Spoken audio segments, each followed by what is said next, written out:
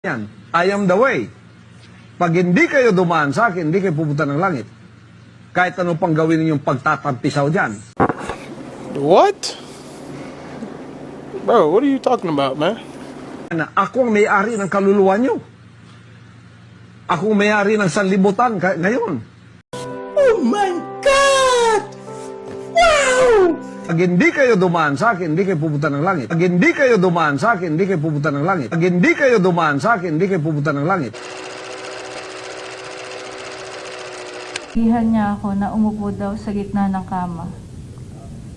Sumunod lang ako sa instruction. Umupo ako na naka-cross legs. Nang itutuloy ko na dapat ang pagmamasahe, tumayo siya at umupo sa harap ko. Sinimulan niyang tanggalin ang botones ng t-shirt ko.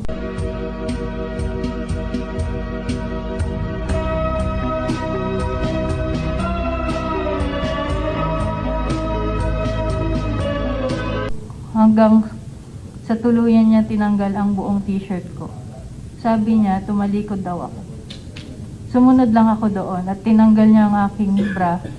Pagkatapos hinawakan niyang balikat ko at hinila pahiga sa kama. Nung nakahiga na ako, pumaibabaw sa si Kibuloy tapos pumaibabaw sa si Kibuloy tapos pumaibabaw sa si Kibuloy tapos